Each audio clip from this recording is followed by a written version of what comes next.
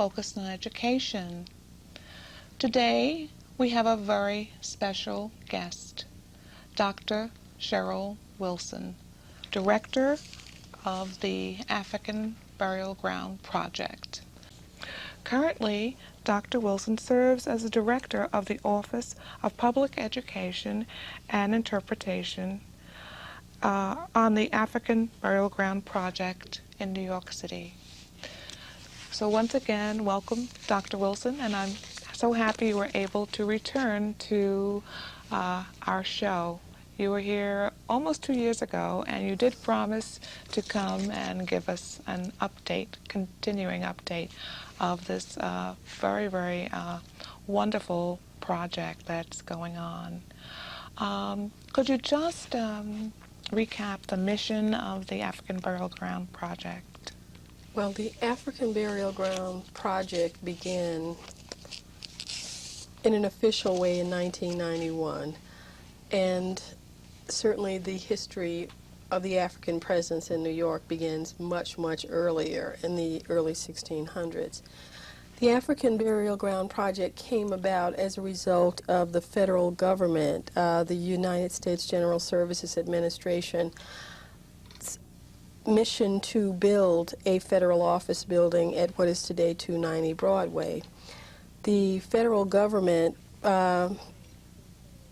goal was to build this office building, which would serve as housing, as office space for the IRS, the General Services Administration, the Environmental Protection Agency, and other federal agencies.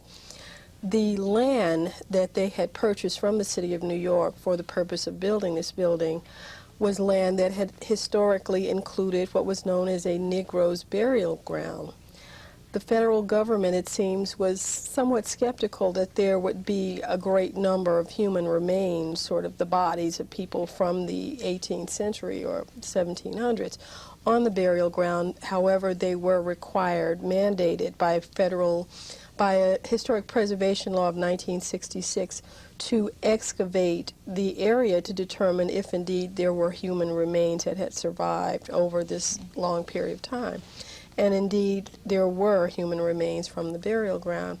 The images that we have here, this is one of 3 headstones that were found by the archaeologists excavating. Each burial has its own individual number, and this was the headstone from burial number 18. This is a map, a contemporary map, to sort of show us where the burial ground is. Most people are familiar with the federal office building at 26 Federal Plaza, downtown Manhattan. This is Broadway, and this is Duane Street. 26 Federal Plaza is here. The yellow pavilion site section is where the New York African Burial Ground, which is now a national landmark site, is located. This is Chambers Street, and this is City Hall. Originally, the burial ground spread 5.5 to 6 acres, or approximately 5 city blocks. So we believe that if Duane Street is a northern boundary, that the burial ground, the expanse, the total expanse, includes, in fact, parts of City Hall and City Hall Park. Oh, I see.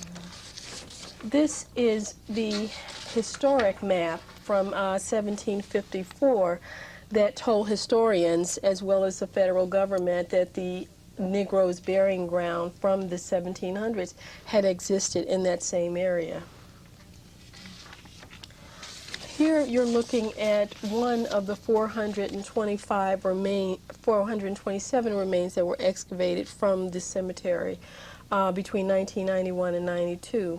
This was a male person approximately 18 years old who is known only to us as burial number 262. And this was intact?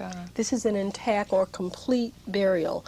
Of the 427, the majority were intact or complete burials.